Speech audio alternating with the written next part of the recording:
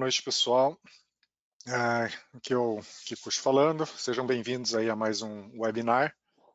Esse webinar a gente traz para vocês aí uma discussão diferente. Falar um pouco sobre a doença venosa e a sua relação com a obesidade, ou vice-versa, né? O que o Elias vai mostrar para a gente aí, qual o tipo de relação e o que pode ter no envolvimento entre essas duas situações, né? Que aparentemente é tão prevalente aí no nosso meio. Vocês têm à disposição de vocês um chat, onde é possível vocês colocarem qualquer pergunta, ela vai cair aqui para mim, e com o passar do desenrolar da discussão, da apresentação, eu posso interferir ali, transmitindo a pergunta de vocês aqui para o Elias, ok? Eu quero deixar antes de passar a palavra para o Elias, só comentar que essa é uma atividade que a gente vai buscar ser constante e, lógico, um pouco mais agora nessa época de quarentena.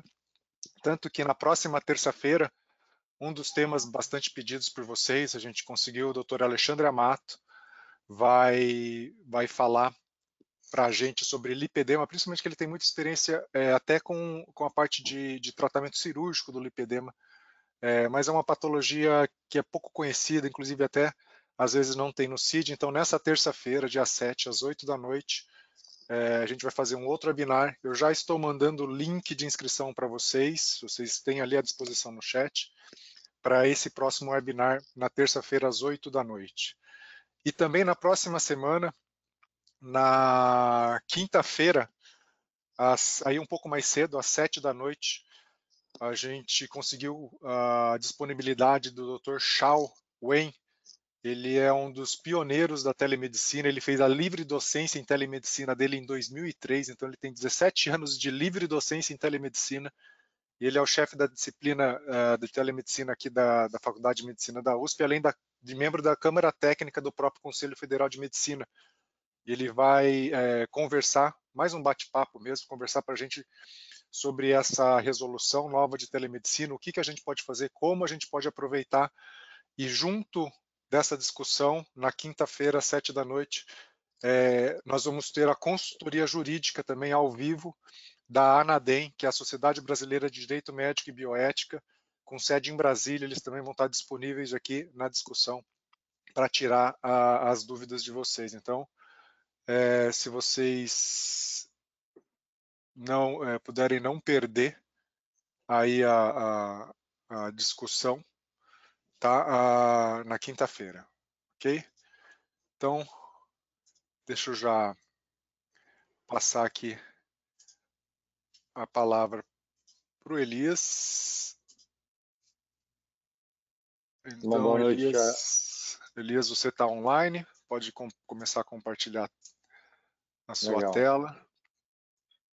Bom, boa noite a todos, é um prazer estar com vocês novamente, né, nesse período de quarentena.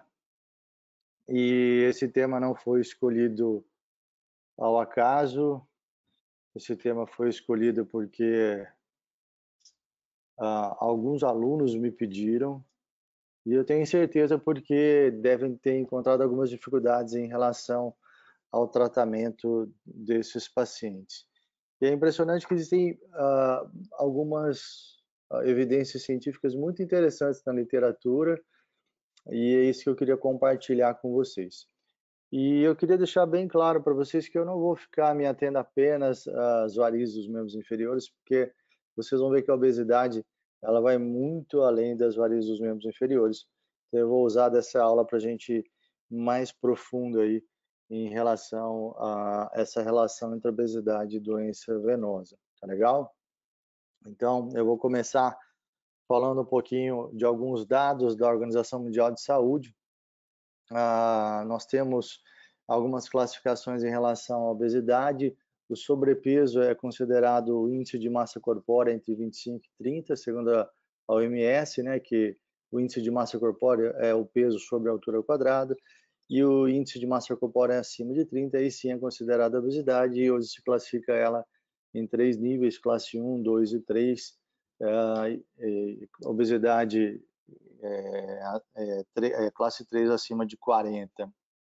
39% dos adultos no mundo são sobrepesos e 13% são obesos. É óbvio que isso varia de país para país. Nos Estados Unidos, talvez esses números sejam muito maiores. A gente sabe que a população obesa dos Estados Unidos ela tem aumentado a cada ano. E o que é mais interessante é que 8% das mortes globais são resultado da obesidade e o risco de morte desses pacientes é 10 vezes maior do que o paciente que está com peso normal. E em 2017, 4,7 milhões de mortes no mundo foram relacionadas à obesidade, ou seja, ela já é um problema de saúde pública, sem dúvida nenhuma. Todos vocês já conhecem os problemas que a obesidade pode causar, desde as doenças cardiovasculares, osteoarticulares e também algumas doenças neoplásicas estão relacionadas à obesidade. E eu aqui deixei relacionado aqui algumas coisas que a gente vai discutir em relação à obesidade e à doença venosa dos membros inferiores, desde as alterações da hemodinâmica venosa, a doença venosa crônica, a relação dela com o tratamento da doença venosa crônica e o que o tratamento da obesidade pode causar de melhora na doença dos membros inferiores e a relação entre obesidade e tromboembolismo. Eu vou começar falando um pouco das alterações hemodinâmicas da obesidade. Esse estudo é bem interessante, que ele conseguiu demonstrar um aumento dos diâmetros venosos e das pressões venosas em pacientes obesos. Vocês estão vendo essa divisão entre pacientes abaixo e acima de 90 quilos. Os pacientes com diâmetro de veia femoral, nos pacientes acima de 90 quilos, tinham diâmetros maiores da veia femoral do que nos pacientes abaixo de 90 quilos, com significância estatística, tal como uma pressão também na veia femoral maior em diferentes posições. Você pode ver que a pressão ela era maior nos pacientes que tinham mais de 90 quilos do que aqueles com menos de 90 quilos. Isso já demonstrando que deve haver alguma pressão maior ao nível abdominal que gera essa repercussão dos membros inferiores.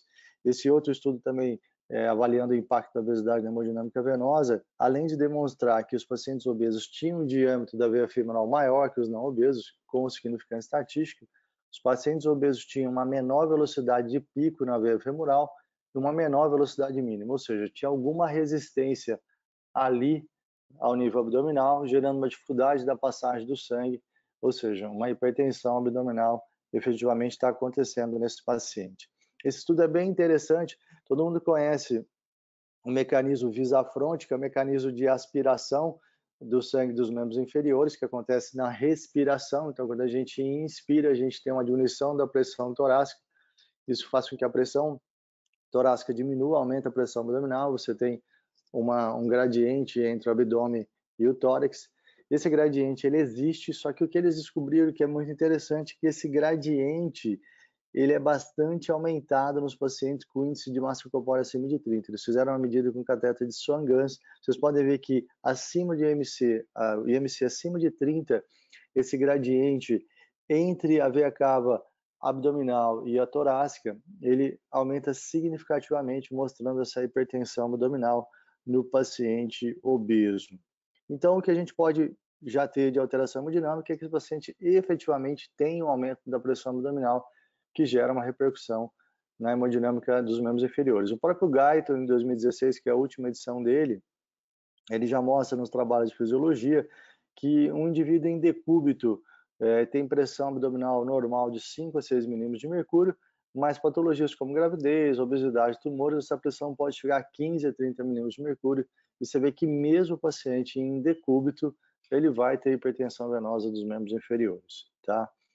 Agora, outra alteração interessante que eu acabei de falar é que esse paciente também vai ter uma alteração respiratória que vai gerar repercussão hemodinâmica e, consequentemente, dos membros inferiores. Toda vez que a gente inspira, a gente tem uma contração do diafragma e a musculatura intercostal também vai se expandir.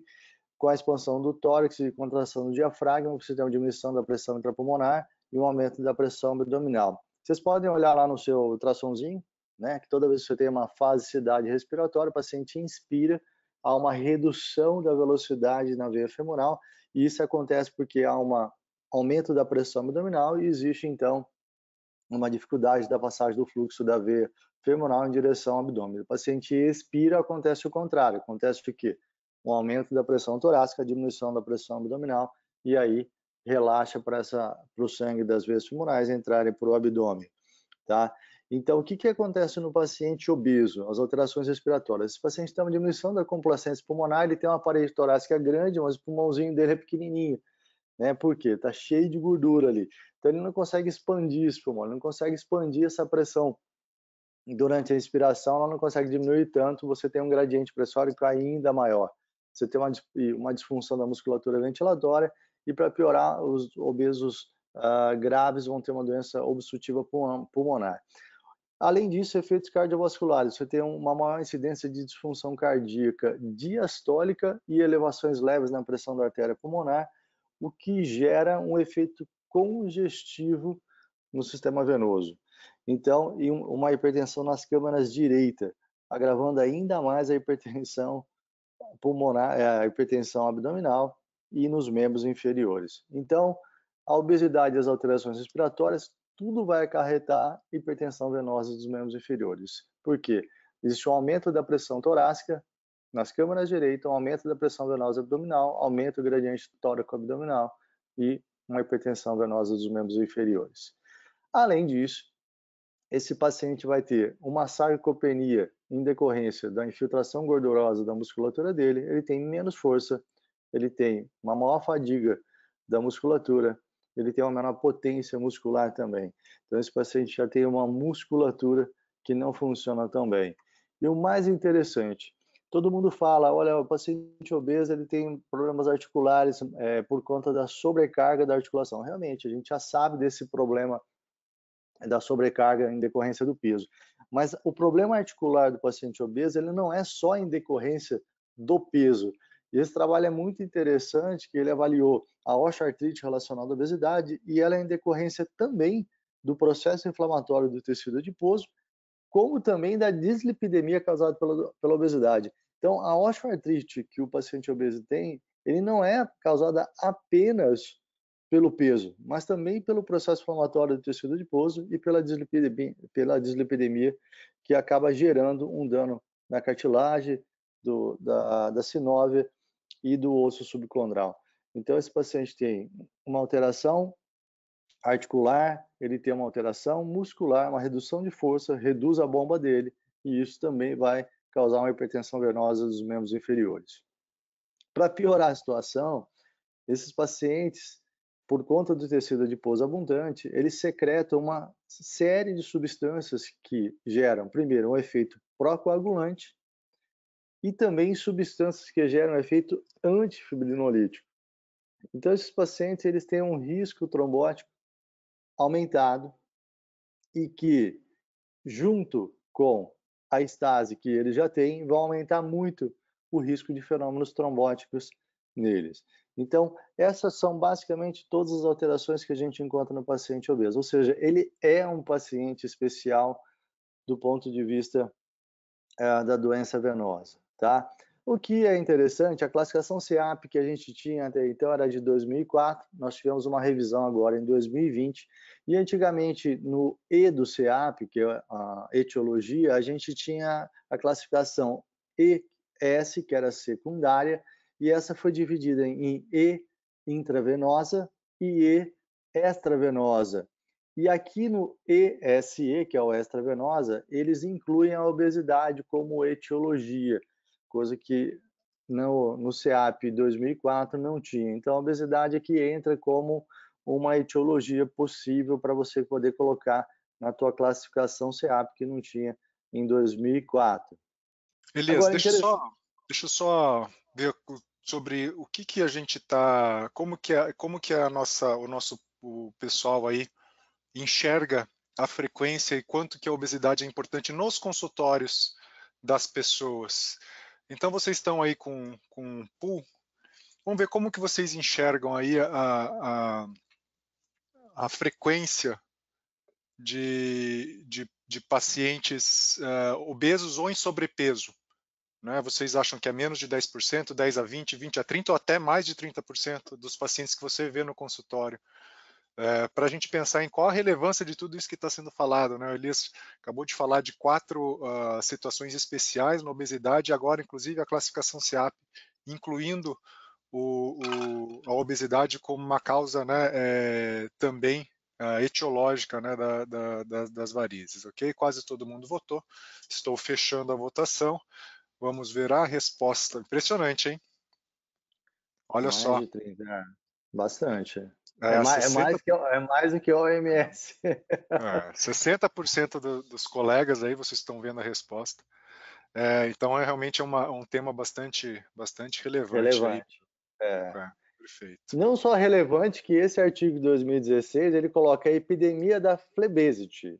Essa é uma É isso aí. revisão da Biblioteca PubMed Cochrane. Ele coloca um termo que não existe na literatura, flebesite. Eu traduzi flebesidade, eu coloquei dicionário EVAS porque não existe essa tradução. É um termo utilizado para descrever a relação entre a obesidade e a doença venosa dos membros inferiores. A minha pesquisa para essa aula começou aqui. Esse autor descreveu alguns artigos interessantes, o Davis, e a primeira pergunta que eu fiz quando eu li esse artigo é quais as consequências clínicas, então, de tudo isso que a gente falou no âmbito da flebologia. E a gente vai começar falando inicialmente, então, da relação da obesidade e da doença venosa crônica. É fato, pessoal, que as varizes têm relação com o aparecimento, com a obesidade, tem relação com o aparecimento das varizes membros inferiores. Existem vários trabalhos, desde 1969 já tem publicações mostrando que a obesidade realmente pode gerar ou está relacionada ao aparecimento de varizes dos membros inferiores. Algumas até relacionadas a CEAPs mais avançados, como eu vou discutir mais à frente. Agora, que tipo de variz a gente vai encontrar no ultrassom? Ou que achados a gente vai encontrar no ultrassom? Essa foi talvez as coisas mais interessantes que eu encontrei na minha revisão e que eu tinha essa dúvida, porque tinha muitos pacientes obesos que eu não encontrava achados muito importantes, apesar de uma sintomatologia bastante severa. Esse estudo comparou pacientes de peso normal, sobrepesos e obesos. Então, quando ele comparou peso normal com sobrepeso, ele viu que os sobrepesos tinham mais veias perfurantes e maior CEAP e score venoso mais severo do que os de peso normal. Quando comparou sobrepeso com obeso, os obesos têm mais veias perfurantes e maior CEAP e maior score venoso e maior refluxo do sistema venoso profundo do que os sobrepesos. Tá? Tem mais refluxo axial, ou seja, de safena ou de troncos do que os outros dois grupos, e existe uma melhora do refluxo do sistema venoso profundo após cirurgia venosa superficial, menor nos pacientes obesos do que no sobrepeso. Isso tudo por quê? Porque no paciente obeso você tem uma hipertensão abdominal. Se você não tratou aquilo, você vai continuar com o fator causal ali dentro. A causa do refluxo está ali ainda. Você não tratou ela, você pode ter tratado as varizes, mas a causa do refluxo continua lá. Então, essa é a grande questão. Vocês podem ver que as perfurantes, para quem já viu as minhas aulas de perfurantes, eu sempre falo que perfurante é um sistema de equalização de pressão. Então, se o paciente está com um aumento da pressão abdominal, um aumento no sistema venoso profundo, é óbvio que as veias perfurantes vão ter refluxo para equalizar a pressão do sistema venoso profundo, tá? Agora, uma perguntinha que estava no Instagram e que foi muito interessante, e esse não é o único trabalho que mostra isso, é em relação à síndrome da congestão pélvica e o índice de massa corpórea. E esse autor me esclareceu algumas dúvidas bem interessantes. O paciente com síndrome de congestão pélvica, classicamente ele não é o paciente obeso, geralmente é o paciente mais magro, quando a gente compara ao paciente de varizes dos membros inferiores. E esse autor mostra, e ele coloca uma teoria interessante em relação a isso. Ele mostrou o seguinte, existe uma redução da prevalência de síndrome de congestão pélvica com o aumento do índice de massa corpórea. E este padrão ele é refletido pela redução na dilatação da veia ovariana bilateralmente, provavelmente por redução na prevalência da compressão da veia renal em pacientes com índice de massa corpórea elevado. Isso que acontece por quê? Você imagina que o ângulo entre o aorto mesentérico, quanto mais magro é o paciente, menor é ele, quanto mais obeso, maior é ele. Então é isso que o autor coloca de hipótese, quanto mais obeso é o paciente, maior é esse ângulo aorto-mesentérico, menor é o pinçamento da veia renal, menor o risco de compressão da veia renal, menor o risco de dilatação da veia ovariana. É isso que ele põe como teoria para esses achados nesse trabalho que é agora de 2018. Agora, mulheres com varizes dos membros inferiores, essas têm maiores índice de massa corpórea, isso a gente já sabia, a gente discutiu nos slides anteriores. Agora, olha que interessante. Eu falei para vocês também que os pacientes com índice de massa corpórea elevado são pacientes que têm CEAPs mais aumentados, CEAPs mais elevados. Esse trabalho mostrou que os pacientes com índice de massa corpórea são geralmente de CEAPs mais elevados, C3 a C6. Então, os pacientes sobrepesos e obesos, nos trabalhos, geralmente eles vão apresentar CEAPs mais avançados que os pacientes de peso normal. Ou seja, o paciente às vezes tem o mesmo ultrassom, mas quando a gente vai avaliar ele, o CEAP dele é mais avançado do que o paciente de peso normal. Esse trabalho é bem interessante, que ele avaliou apenas os pacientes de obesidade classe 3, índice de massa corpórea acima de 40, CEAP 4, 5 e 6 apenas. E ele traça o perfil desse paciente com essa úlcera, ou seja, pacientes ou com úlcera ou com alterações tróficas da pele. No caso dos pacientes com úlcera, olha as características da úlcera: 29 centímetros quadrados de área média, ou seja, úlceras grandes, tempo de cicatrização 7 meses, tempo grande, úlceras que não cicatrizaram, duas, né, de 25, duas não cicatrizaram. Agora, olha a recorrência dessas úlceras no paciente obeso. 52% delas recorriam. O que é mais interessante, olha a localização usual, lateral e anterior de perna. Uma localização não muito usual para nós que vemos úlceras venosas frequentemente. Então, olha que interessante a característica, eu achei muito legal esse achado desse trabalho, porque é um paciente que evolui mais grave a úlcera dele e você pode até ter, como esse trabalho mostrou, uma localização atípica. Agora, o que é interessante desse trabalho é que quando for avaliar, claro que é um paciente obeso com índice de massa corpórea acima de 40, é que o duplex venoso desses pacientes, em 62%, estava normal. Ou seja, um paciente com CEAP avançado, obeso, IMC acima de 40, e o duplex venoso do cara estava normal em 62%. Ou seja, o paciente obeso ele não precisa ter alteração ultrassonográfica. A hipertensão venosa abdominal dele basta para repercutir os membros inferiores dele. Então fiquem atentos a isso, porque às vezes o cara fica se perguntando, pô, mas o ultrassom dele não tem nada. Ou então o cara olha, tem uma insuficiência de safena pequena, eu vou tratar essa insuficiência de safena porque essa é a causa. Não, o problema não é esse. O problema dele é a obesidade. Entendeu? Aí você vai ficar tratando uma safena de 4, 5 milímetros que não vai resolver o problema desse paciente. E olha que interessante, esse autor também mostrou fatores de risco para úlcera em varizes membros inferiores. Aqui, de novo, alterações de pele foram importantes, o mais importante nesse trabalho, o índice de massa corpórea, de novo, nesses pacientes, são bastante importantes. Ou seja, a úlcera é bastante comum em pacientes com índice de massa corpórea elevado. Agora, o que é interessante é que esse autor avaliou fatores de proteção para o aparecimento de úlcera. E ele viu que uma boa dorsiflexão, uma boa bomba muscular avaliada com pletismografia e gonometria também foram fatores de proteção. E aqui, se a gente olhar para o nosso paciente obeso, a gente vai ver que esses dois fatores de proteção estão bem prejudicados. Esse trabalho é bastante interessante, que ele mostra também, ele teve 61% dos pacientes com índice de massa corpórea acima de 25, esses pacientes tiveram maior score venoso.